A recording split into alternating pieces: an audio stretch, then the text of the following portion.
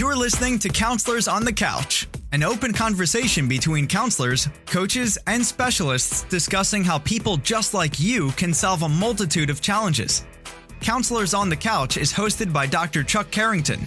We invite you now to join us on the couch to listen in as Dr. Chuck and his specialist guests and experts candidly share insider information on how they help solve the problems that drive people into counseling. Today I have Kathy Ahearn with me and Dr. James Strickland. Both are veterans now of a divorce support group called DivorceCare. And they've agreed to meet with me and discuss openly some of their experiences in dealing with issues pertaining to divorce, either by folks who are coming into divorce, maybe those who are processing divorce, and in some cases, people who have already divorced, but they're now trying to reconcile the impact it's had on their lives. And so before we get started, I thought it would be really appropriate, guys, if maybe you just kind of share a little bit about your own story or background, the things that you'd like people to know, just so they understand who you are and that you do understand the circumstances that they're going through. And I want to be faithful to my mom and say, ladies first. So Kathy, would you like to start us off? All righty. My husband, Jim, and I have been facilitating DivorceCare together for 17 years. A little bit about my history is I was the one that left. I left in 1991 when there was absolutely nothing out there as far as support. So the library was my support. And so I basically had to find my own way. That was before DivorceCare, right? Yeah, that was before divorce. Yeah, this was back in 1991. There was nothing out there. DivorceCare wasn't there or anything. And as in facilitating DivorceCare, I have had the absolute blessing to have witnessed people healing. You know, there's so much pain, you don't think you can ever heal. But I can tell you that there is healing. You work the process of what you need to do personally to heal. And you and your husband, Jim, do this together. Yes, we do this together. For how long? 17 years.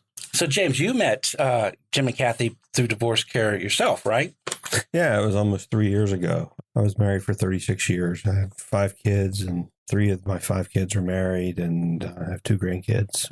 I met Jim and Kathy almost 3 years ago. I attended their DivorceCare group at their church and just kept going. You know, I went through it with them 3 times and then became somewhat of a facilitator. And then I go to a different church. So then I became a co-facilitator at the church that I go to now. And we are probably in the middle of our 3rd or 4th session. So it's been a 3-year immersion in the DivorceCare process and in divorce itself and working through all the pain and suffering that comes from that. I know that when you go through divorce, because I'm also divorced, the pain is unimaginable when you come into it. You really don't know what you're going to face, even if you think that the divorce is a good thing. But you went through divorce and then DivorceCare, and now you're facilitating it. So you're seeing it from the other side now. Yeah, it does. When this first happens, it just totally shatters. It shattered my world. All vanished. You know, there's a real sense of confusion, a sense of abandonment, a sense of rejection, a deep loss. Because when someone dies, your social network joins around you. You don't lose anything financially. Your family gathers around you. When you get divorced, people don't know what to do with you. Mm-hmm. And, you know, you're on your own. And life as you knew it is over. And it takes a while to number one, absorb the shock of all of that and to even be able to get to a point where you can begin to understand what's happened. And then, you know, you've got to go through the healing process yourself, and you've got to try to make a new life for yourself. And that all takes a lot of time and a lot of energy. It does. It's a long process. And Kathy, you said earlier when you got your divorce, there was no DivorceCare. Correct. There was no online. Correct. You went to the library to look for your resources. But now that you've done 17 years of DivorceCare and you see the resources, I'm sure that must impact you in your perspective. It does. This 17 years has been such a learning experience for me, because even though by the time I started DivorceCare, I had been divorced probably 12 or 13 years from my children's father.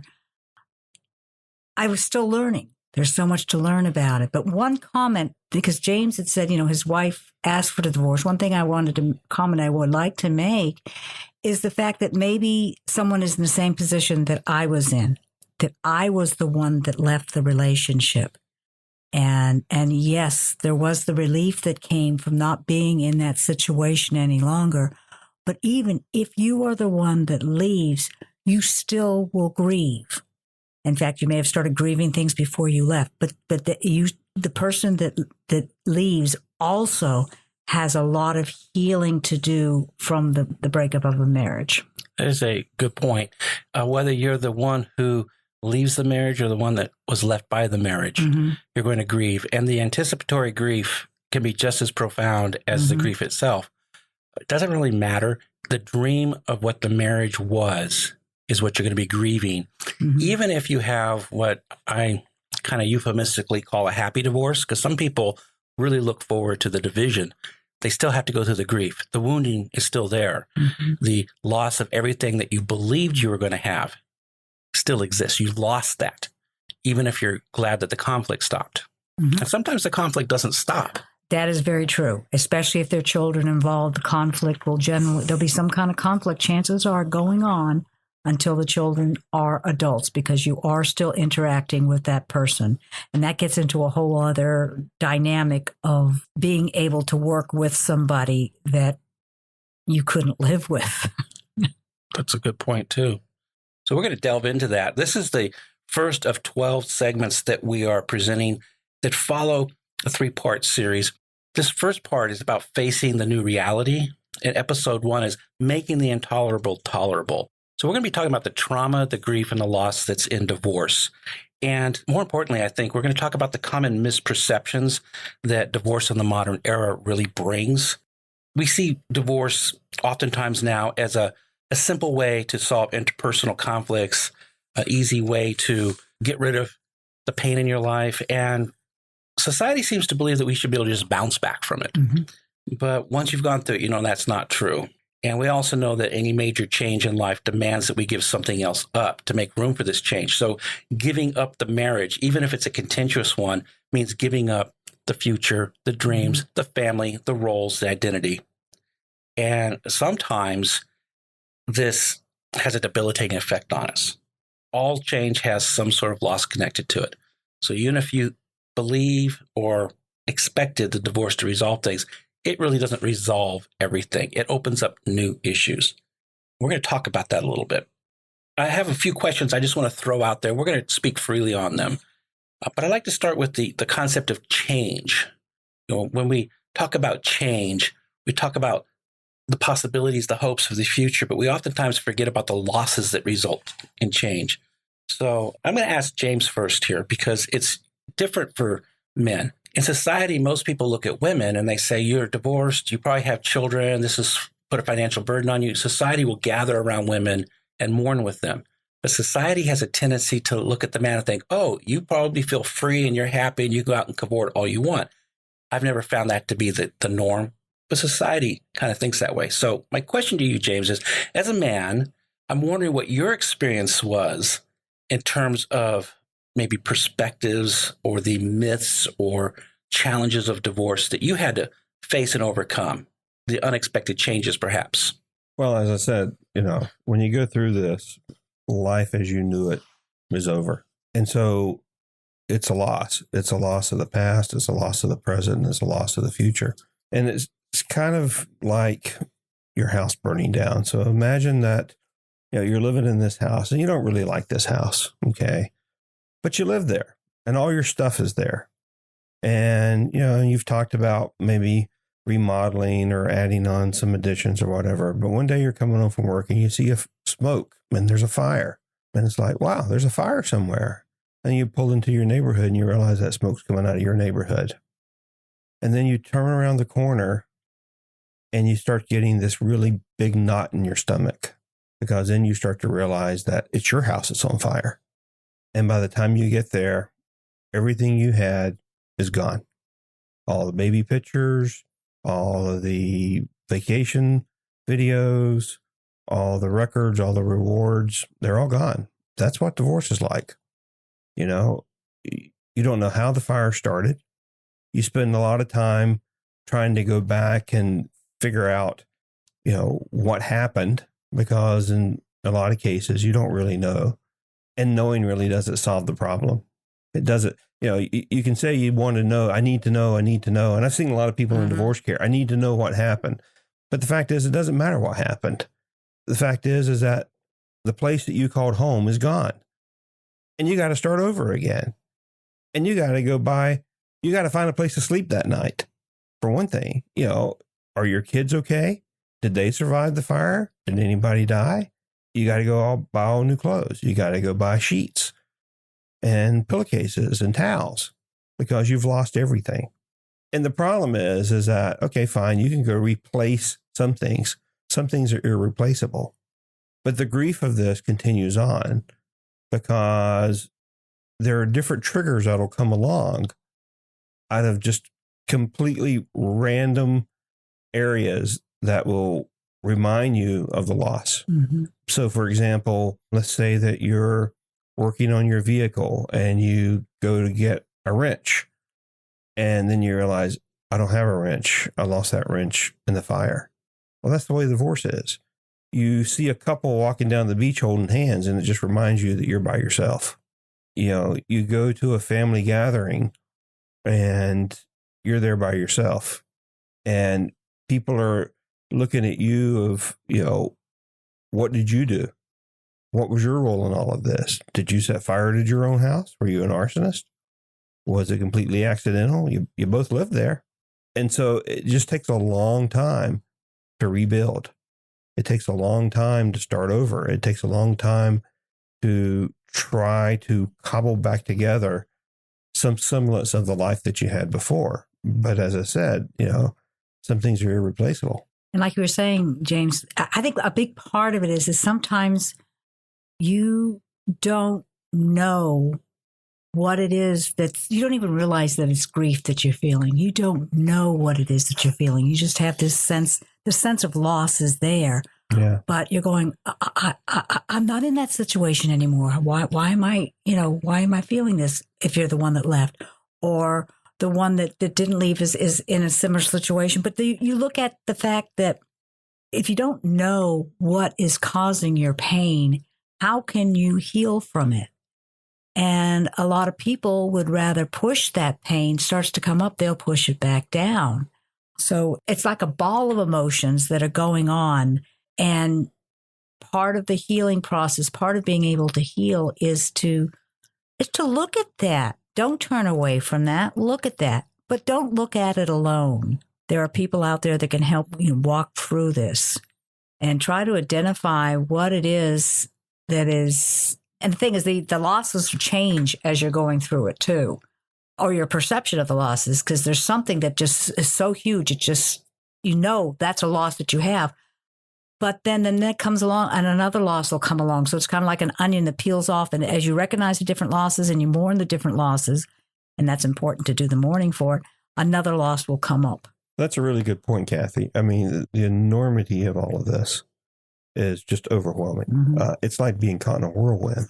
And imagine that your house did burn down and that you had good insurance and they're going to replace everything. So now you got to go through and you got to make a list of everything you owned. Well, it's impossible. Okay. I mean, when you go through this, you can't make a list of everything you've lost because it's so overwhelming. You can't even get your head around how much you've lost. And that's the reason that it takes so much time, is because the obvious, comes first. But then there's a lot of non-obvious stuff that starts to creep up over time as well, that you didn't realize you lost it until something triggered you and now you realize it was gone. Loss is tricky because we don't usually look at the loss when we're moving into new territory. So whether you're getting a divorce out of choice or out of necessity, you're looking forward to, maybe looking forward is a bad way of saying it, but you're anticipating a point where this conflict or this pain is going to end. And it's very similar to when you decide you want to get married in the first place. You go from being a single person to engaged, and then from engaged to married. Each of those steps is giving up something that you don't even recognize you're giving up because you're looking at the outcome. So when you get married, you're no longer making unilateral decisions. You're no longer an individual in that regard. So until you actually experience that, you really don't know you've lost it. It's the same thing when you have children. Now you're no longer just a couple. Now you are parents and you're a family. So even in a positive regard, loss happens. All change demands that we give up something else. And divorce demands us to give up a lot. Mm-hmm. And we don't always recognize what those losses are. Because like James just said, you can't make a list of all of it. You can't anticipate everything because you don't know what's going to sucker punch you down the road. We're recording this during the holiday seasons, and I was putting up my Christmas tree the other day, and we were decorating the tree. And I found myself going back 10, 15 years to previous Christmas where we were putting up as a family. Mm-hmm. I wasn't expecting that. It just hit me. It came out of the blue. And I've been divorced for 11 years now. Wasn't even thinking about it. And boom, there it was. Mm-hmm. So, Kathy, I asked James, specifically as a man, what experiences he had that were not the same as what people maybe would anticipate. I liked his analogy or metaphor, whichever it is, of the burnt down house, because that's something that is out of control. Whether you contribute to it or not, you can't stop it. Mm-hmm. It happened. But women also face a lot of mistruths or maybe myths, or maybe they just don't anticipate some of the things. And I'm wondering, from a woman's point of view, how would you suggest framing divorce? Honestly, one of the changes sometimes is the fact you don't have to answer to somebody anymore. You can make unilateral decisions. And so when you talk about changes, sometimes the change can be for a positive thing.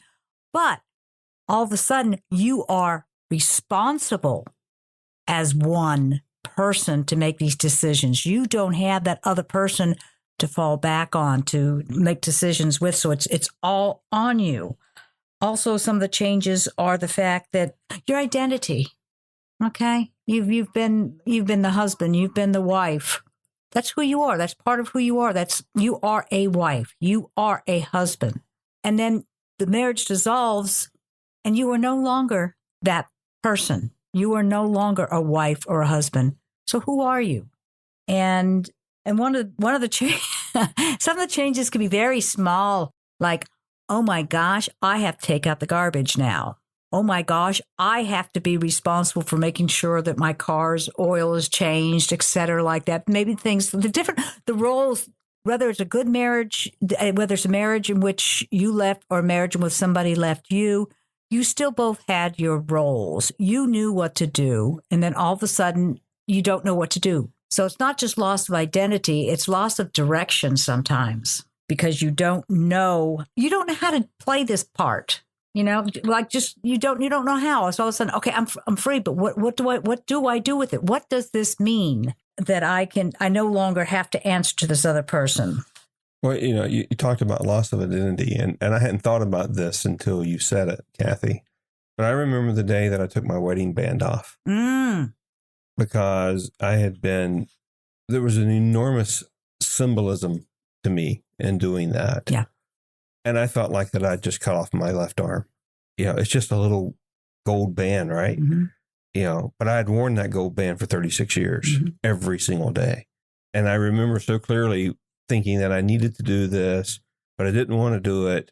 And then I remember doing it and I just felt naked. It's the little things like that which will just knock you for a loop because you don't expect them to be that significant, but they are. It surprises you. Yeah, it does. Sometimes you're taken by surprise, like that you don't expect that sense of loss to come in, just removing that ring. I remember my decision, even though of taking off my wedding ring. That was hard for me to do. It was probably about 3 or 4 months after I left before I could take that off. And so regardless, as we've said, with whatever position you're in, there are still things that you will feel from both positions of either the person who left or the person who has left. You will feel these things. And one of the biggest things I think that would have been so helpful for me in going through this, if I had had somebody tell me what to expect, tell me, and when things were going on, say, there's nothing wrong with you, Kathy. This is normal. There was nobody there to tell me this is normal. So I think that's one important part of the healing process is to realize that when you are grieving, it is normal to grieve. And it doesn't matter, honestly, from what we've seen, it doesn't matter whether it's not differentiated by being married 36 years. It's not differentiated by being married 7 months, which we've had people go through before that have come to divorce care. Yeah. There's still that. And so don't give yourself that grace to not, it's acceptable to feel whatever it is that you are feeling. There's nobody out there that can tell you, oh, you shouldn't feel this way because of it's just a short period of time or you're the one that left or whatever the case is. Allow yourself to grieve. Accept the fact that you are going to grieve. Be not just allow, be willing to go through that grief process. And somebody said the other day something about you feels like you're going through hell. Well, what do you do when you're going through hell? What's the best thing you can do when you're going through hell? Keep going. Keep going. That's it. And then also is the idea too, some people don't realize is they start to feel a little bit better. They don't realize there's a term that they use saying being ambushed by grief. And so if I'm probably one of the reasons I'm struggling today and coming up with words perhaps is because of the fact that it is so hard to quantify. It's so hard to say, well, this. It's, specific things. It's different for everybody. And every person is entitled to grieve in the way that they need to grieve in order to heal. You raise a really interesting point. I never really understood the significance of the marriage ceremony until I went through a divorce. Because I know when I got married, I didn't understand the totality of it all. It's only by going through the divorce that I understand how significant of a decision that really was. Mm-hmm. And you're right. You can't do this on your own. You will get lost inside of your head and it will drive you literally insane. You have to walk through it because otherwise you're going to get a chance to do it again.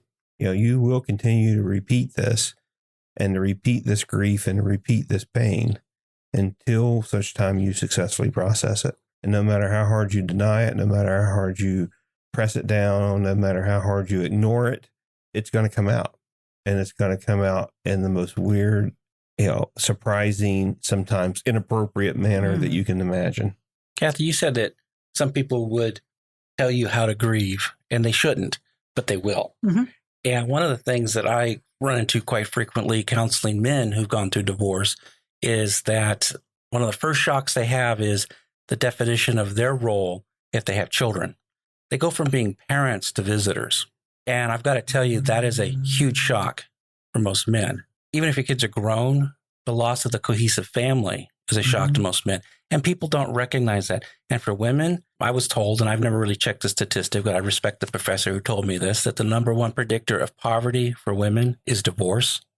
Because even though a divorce doesn't necessarily alter your earning, it alters the synergy of your household earning and can put you into an untenable position, especially if you have children. Mm-hmm. Your lifestyle is impacted. Your decision-making is impacted. Now you have somebody who doesn't live with you making day-to-day decisions for children, sometimes things like health insurance. Mm-hmm. It's just there's so many things, and you can't expect it. And when people try to tell you what to do, they're 9 times out of 10, I think they'll be wrong. Instead, they need to wrap themselves around you with some love, which we don't see a lot in divorce, unfortunately, because people think it's a formula. And they also think sometimes they're afraid it's contagious. Maybe that's why friends of divorcing people seem to scatter. Mm-hmm. James said it's hard for them to know what to do, but I think there's more to it than that. I think that they saw your marriage from the outside, but they see their marriage from the inside, and so they thought you and your wife got along great, and then all of a sudden you're getting divorced, and they see their marriage from the inside, and they're like, "Well, gosh, if they couldn't make it, what chance do we have?" And it's almost like people are afraid to be around you because they think divorce is something like the flu or like COVID, that they're going to catch it. Mm-hmm. Yeah. So, James, I want to see if I can poke your brain a little bit. You talked once a long time ago, you and I were talking, and you came up with the concept of marriage is multiplicative, not additive. Could you recall that and expound on that? Yeah. One of the things that, particularly going through divorce care, and if you get to know people a little deeper, what you see is that most people marry one of their parents. They marry their mother or they marry their father. And they do that subconsciously because they're trying to successfully complete some of the early failures and traumas that they had in their life. And so what ends up happening is you find somebody that speaks your language. And it was described to me once like this: if you went to an embassy dinner and you said hello to someone and they said bonjour, which is French, or you said hello and they said здравствуйте, which is Russian. When you finally found someone that you said hello to and they said hello, you would be like, this person speaks my same language. It's amazing how subconsciously we find people who have the same struggles and pains that we have. And so we marry these people trying to hopefully have them heal our pain, and they marry us hoping that we can heal their pain. And the fact is that, as one book I read put it, you end up with like 2 ticks and no dog, and that you just suck the life out of each other because you can't successfully complete your own transition to healing from your own pain. And so what ends up happening is that you end up with 2 people who are less than whole, and you put them together, and you're thinking that a half plus a half would equal a whole, would equal 1. But marriage is not that way. Marriage isn't additive. Marriage is multiplicative. So if you've got a person who's half whole and you marry somebody else who's half whole, then you're going to have a half times a half, which is going to be about a quarter of the health and healing that you need to have a successful marriage. One of the things with that is we say, James, you're saying that we sometimes marry our parents. Then there are those of us who think that maybe they're marrying their parents. Well, the reason I say that is because I came from a family where my parents never fought. My parents loved each other. My parents were best friends, to the day my mother died, and they were close. And they never yelled. That's the house I grew up in. So I anticipated the person that I was marrying was going to be like my father, that we were going to have that relationship that my parents had. And we're talking with less than a month, realized that's not where I was. But I had absolutely no tools to deal with somebody that came from a completely different background than I did. So expectations of marriage sometimes give us a false sense of where we're headed. Mm-hmm. And then you get into the marriage, it's not there. So when James is talking about not additive, you can't take your view of marriage and add it to somebody else's view of marriage and come up with necessarily a complete whole. Right. And the reverse is true also. When you have a marriage and you break that marriage, it's almost impossible to restore 2 whole individuals out of a less than whole marriage. A lot of people think that, hey, I get divorced and now I go back to being a single. And that's just not really the way it is. There's a whole bunch of adjustment you have to make just to be accustomed or to be reacquainted with not being married before you could even start to think about being single. Mm-hmm. Yeah, it's funny. So much has changed in 36 years. My son sent me this comedian who was talking about being divorced and remarried. And he's like, I wouldn't even know how to go out and get a date. He's like, what am I going to do? Go to a bar and say, hey, baby, today I vacuumed the whole house and did 2 loads of laundries and folded the clothes too. I mean, everything has changed in 36 years. Mm-hmm. Mm-hmm. What does it all mean? Where do I fit within that? It's almost feeling like you're stuck in a time warp. Mm-hmm. Well, my plan is in about 10 years, I put myself in a home because, men are a valuable commodity in nursing homes. That's right. You're absolutely right. Yep. Mm-hmm. So, I mean, I don't think anything that we're saying here, people have to make their own decisions. And if you're in the process of divorce, or you've been divorced, or you're contemplating divorce, I would be amiss to say that you're making the wrong decision. Right. Because at the end of the day, you have to make your decisions and you have to own them. Your lawyer's not going to tell you this stuff. Mm-mm. No. Your best friend who's encouraging you to leave that bum, not going to tell you all this stuff. And, and I look at these podcasts as sort of making sure that people are well informed and sort of buyer beware of what this is really going to look like, because it's going to get really ugly. And sometimes, because sometimes, like you said, this is not to say that you shouldn't leave this marriage, or if you've been left, that you cannot be healed from it. The whole idea is that regardless of whether you're whether you instigated or whether you've been left, is the fact that being aware, becoming aware, educating yourself, which might sound really strange when you're in the midst of this pain and everything, when you can't even get out of bed. How are you going to find the energy to educate yourself?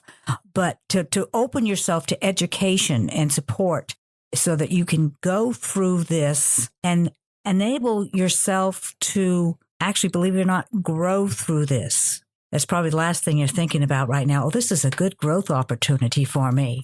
No, I don't think we think that. But truthfully, the idea is that you need to know.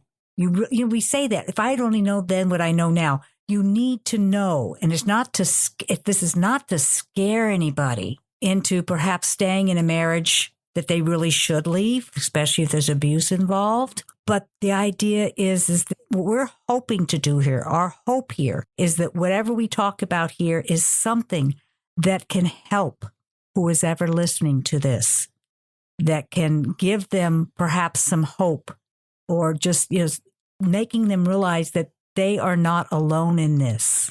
The topic of this first session is making the intolerable tolerable. Yes. And the way we start with that is understanding what we're going through. And there are three realities, and we've named them all in part here. First is the trauma, then there's the loss, then there's the grief. We have to deal with all three. And James was talking about a house burning down, and that's a trauma. Trauma, simply stated, is when an event threatens to overwhelm or possibly even take the life of the person who's experiencing it or somebody they care about who might experience it. It's beyond your ability to endure or manage or understand. It's an overwhelming event. That's what trauma is. And divorce, even if you've been divorced before, is always a trauma because it's rending two people apart. And we're going to be talking about that in a future episode. But once you have the trauma, now you have to recognize there are a lot of losses. Mm-hmm. And in recognizing the losses, you activate the process we call grief. And grief is a process. It's not actually a feeling. We call it a feeling, but it's actually the process of engaging all the feelings and the beliefs that go with it, mm-hmm. and negotiating the dissonance between the two. So we have to go through all that. And if we don't go through it, if you deny your grief, the losses will continue to inflict themselves on you. And if you deny the losses, then the trauma will continue to be overwhelming. We have to go through it. And in going through it, though, we have to redefine everything that we know about ourselves in the moment, how our lives are put together, where we're going. But once we do that, we find that the intolerable becomes tolerable because now we have command over it. It's no longer commanding us. It's a process and it's hard. Yeah, when you say that, because one thing, there's a sense of powerlessness. Yes, there is. That comes. And so when we take these steps to learn and all that, it gives us an opportunity to get back a little bit of control. But one thing that wasn't mentioned was our energy levels. What happens to our energy when we're in the midst of this process? Because of so much of our energy goes into our emotional, and so our thinking process and all those other things drop in what we have to give to them. But so that's another thing that's important to recognize is the fact that your energy is all going to your emotions. And when your energy is being absorbed and when things happen you don't expect, mm-hmm. the trauma amplifies, such as this person that you have agreed to have an amicable divorce with have all of a sudden gone adversarial. Mm-hmm. I'm sure you guys have seen that in DivorceCare. Mm-hmm. Oh, yeah. Thoughts about that? Well, there are two legal proceedings that go on in the courtroom. One is a criminal proceeding, and the other one is a civil proceeding. And divorce is covered under the civil side of the law. There's nothing civil about a divorce. What ends up happening is people become so frightened, and they become so afraid of the uncertainty, and they become aware of things which, when they entered into this thing, they were completely unaware of.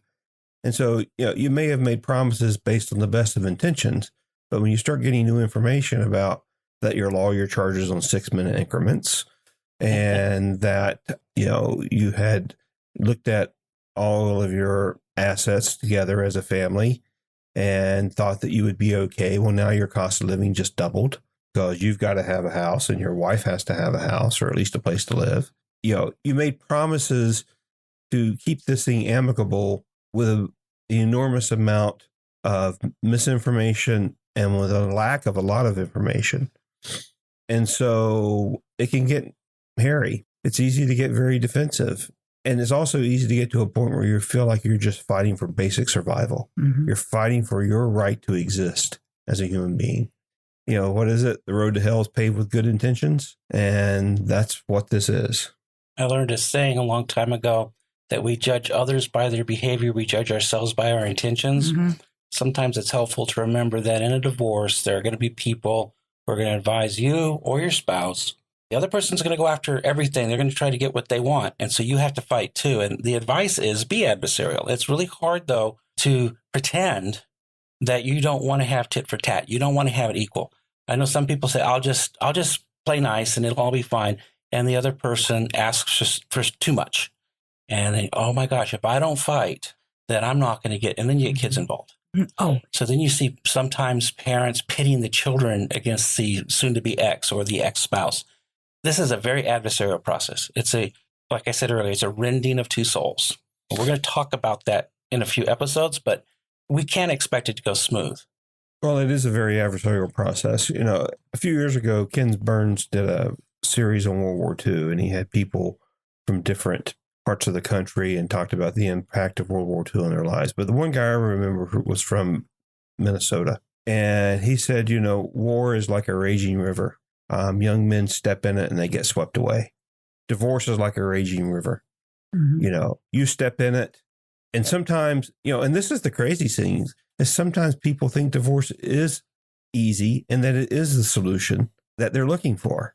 So even if you're just dabbling along on the banks of it, you accidentally slip into it, you'll get swept downstream, you'll get tossed and turned, you'll be totally out of control, and you'll be lucky to get out of it alive. And that's the way the divorce process is. There are a lot of people who make a lot of money on this.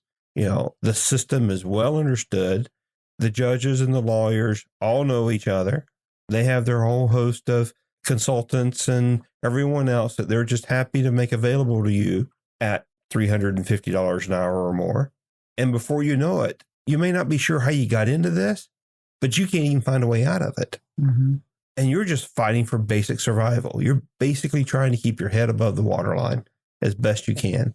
And eventually it ends and you get washed up on shore somewhere. But sometimes all you may have is your life. And it's going to take you a long time to calculate the losses that you had.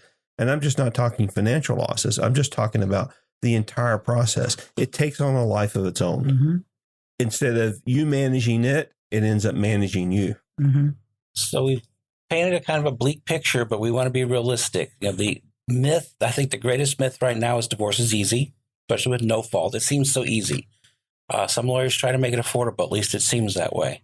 Well, technically it is easy. It's when you get people involved that it gets complicated.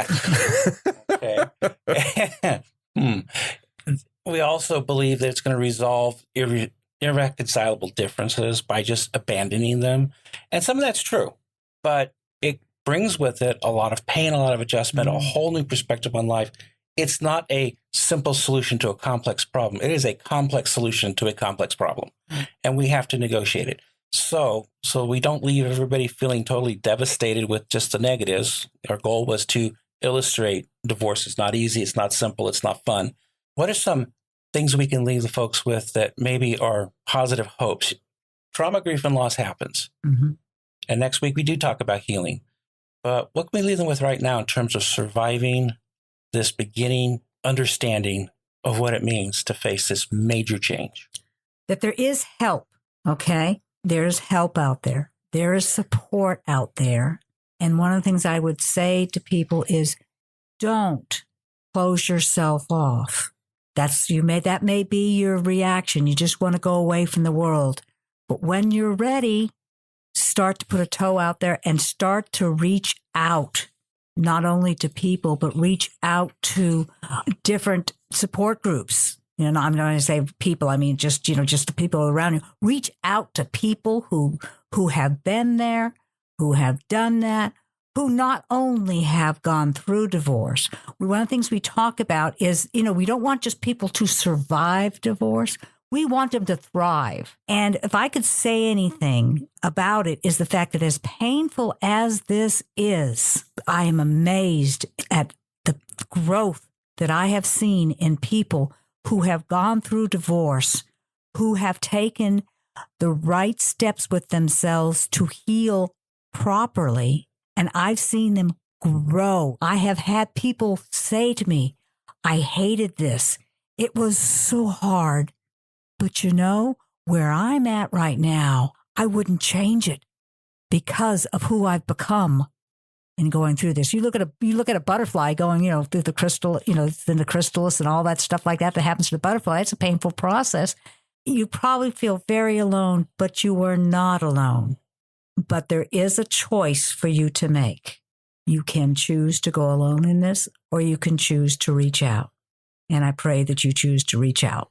One of the scriptures that became really important to me as I went through this was the 23rd Psalm. Mm-hmm. And it says, yea, though I walk through the valley of the shadow of death. And that's the best description of divorce that I've ever heard. It is the valley of the shadow of death. But it says, I'll fear no evil, for you're with me. Your rod and staff comfort me. As Kathy said earlier, what do you do when you're going through hell? You keep going. You keep going because, God's promised you that he's going to be there with you. And he's promised you that he's going to get you through this. And if you get through it and you do it right, and I'm not talking about getting 51% versus 49% in court. I'm talking about using this as an opportunity to go back and re-examine your entire life, because you've got a real chance here to start over. You've got a chance to go back and really tackle some of the fears and traumas of your childhood and heal from those.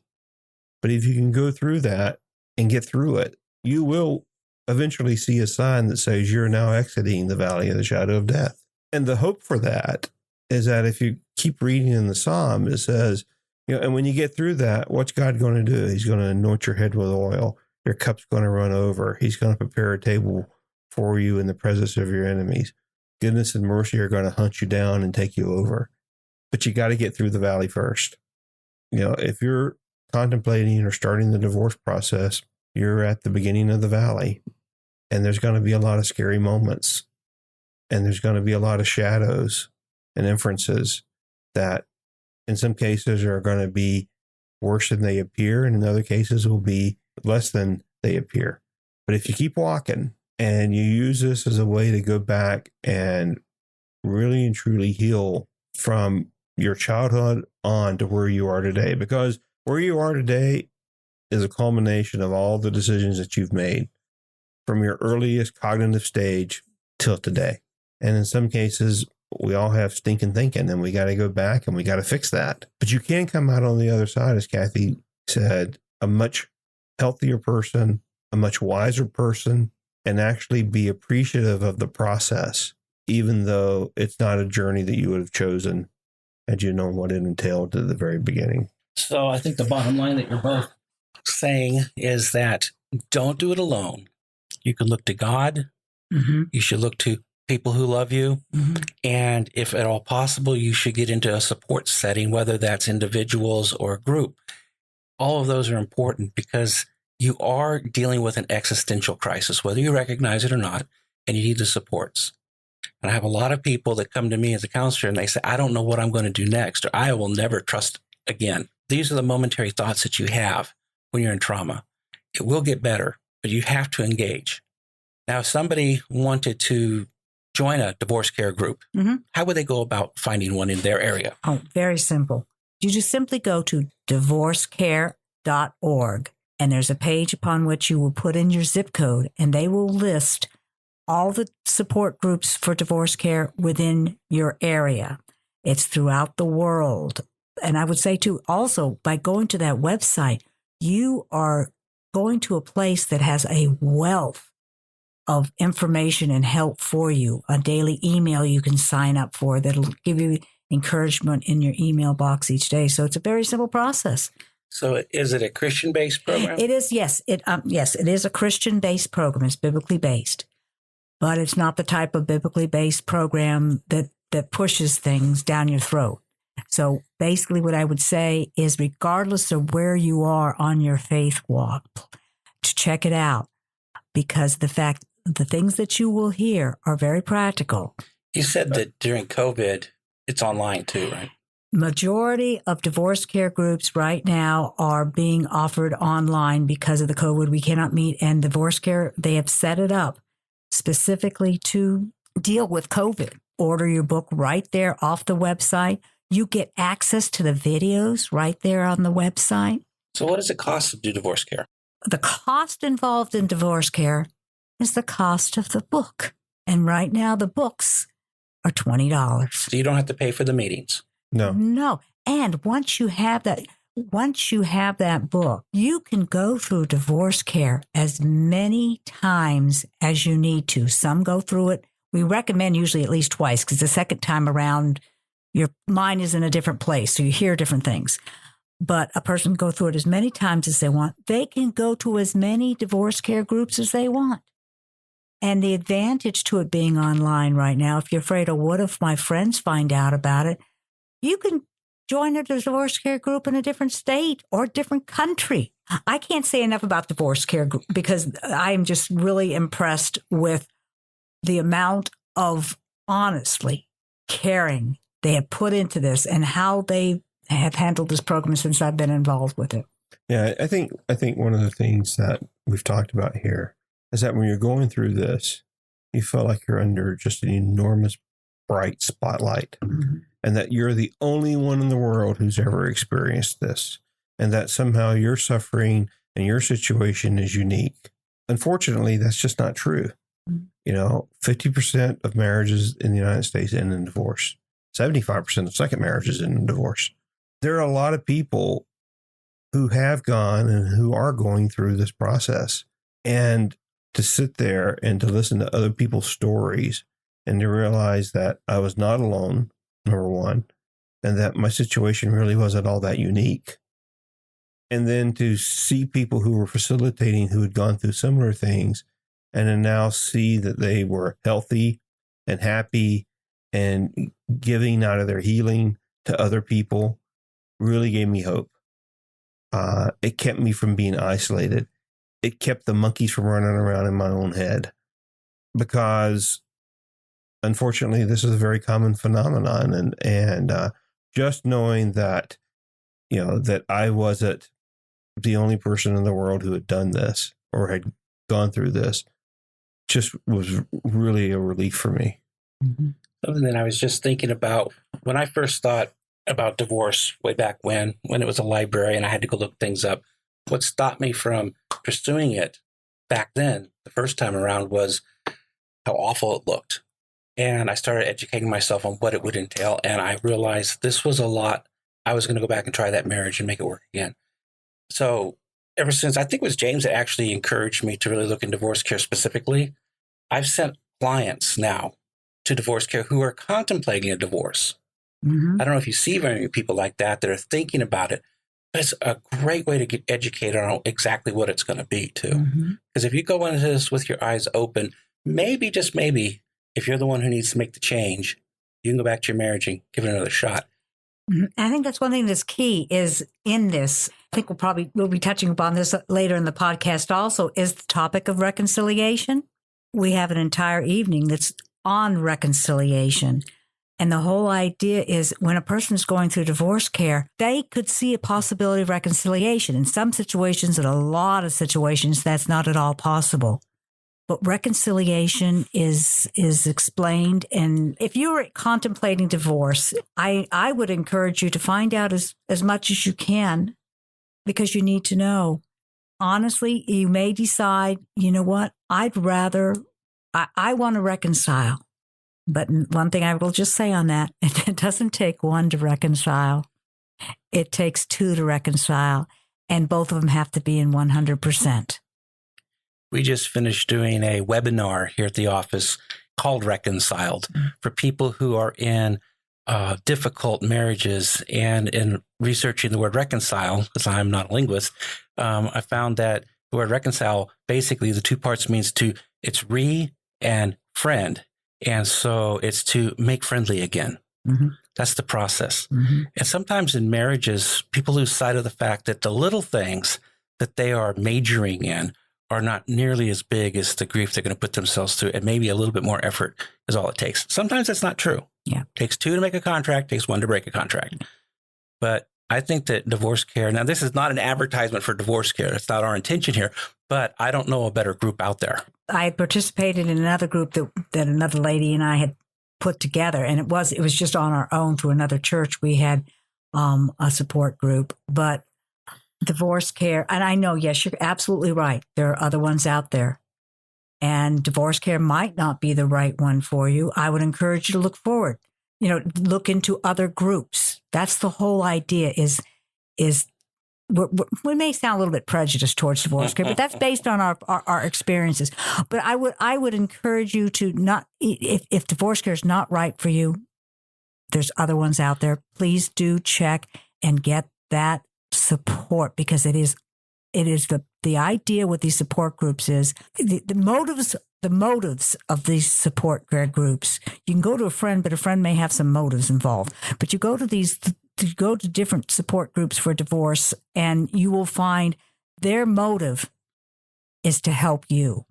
And that's what you need. You need the support of that. That is the goal, is to help you grow, help you learn, help you heal. And it's really to help you learn how to love yourself again. Love yourself and to stretch. Yeah, because in the marriage is broken up because one party felt like the other party didn't love them anymore. At its most basic level, right? And so if nobody else is going to love you, you got to learn to love yourself. And the reality of it is you got to learn to love yourself before you can love anybody else anyway. Mm-hmm. And so even if you have not gone through a divorce or you're not in the divorce process, I think that DivorceCare provides a very good portal for you to start to begin to look at what's on your side of the line. Exactly. What you're responsible for, what your role is, who you are, and how you may be contributing or may have contributed to the failure of your marriage. You can't do anything with the other person, but you can do something with yourself. Mm-hmm.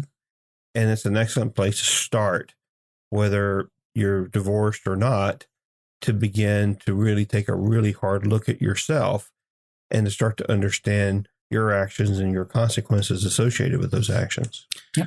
Well, when you work on yourself, you have a secondary benefit, and that is the people around you will also change. Mm-hmm. Because if people want to be around you, they have to respond to you. And so when you improve your own self, you change the way people see you. It'll change the response. So divorce or not, you're going to attract people that are healthier by being healthier yourself. Mm-hmm. And if you stay in the marriage, then you can't help but have a positive effect on the marriage. Helping yourself is always the first and most important thing. And like I said, this is not intended to be a direct advertisement for DivorceCare, but we actually talked last year here in our organization about starting a divorce group. And I actually kicked the idea around with James and said, you think I should do this with my colleagues? And we start talking about DivorceCare. And we can't do better than. Why reinvent the wheel? Because I'm very smitten with it. I'm not affiliated with DivorceCare, but I am very smitten with it. Well, guys, I appreciate your openness and your honesty and your willingness to talk about your own pain and some of the experiences. Next week, we're going to be talking about the process of healing the trauma of divorce from an understanding and accepting position. What is actually happening? How is this tearing apart our two lives really affecting you and dealing with the scars that remain? So until next week, where we hope that you will join us again, Counselors on the Couch, this is Dr. Chuck Carrington, Dr. James Strickland, and not Dr. Kathy Ahearn. You know a lot of doctors. I have a doctorate in life. There you go. I haven't come up with the proper letters. That's really true. I haven't come up with the proper letters. You guys have PhDs. I have to come up with my letters. We'll get you some. We'll get some extra box tops and send them in for you because that's how we got ours. Oh, okay. Thanks, guys. Counselors on the Couch is brought to you by Virginia Beach Christian Counseling, specialists in family counseling, grief, trauma, and loss. Find us at www.virginiabeachchristiancounseling.com. Counselors on the Couch is produced and directed by John Bell, executive producer Dr. Chuck Carrington, with original music score and mastering by John Tyler Music. The opinions expressed here are of the host and the individual guests and are not necessarily the opinion of Virginia Beach Christian Counseling. If you would like to make a comment or would like to ask to be a guest, please go to counselorsonthecouch.com.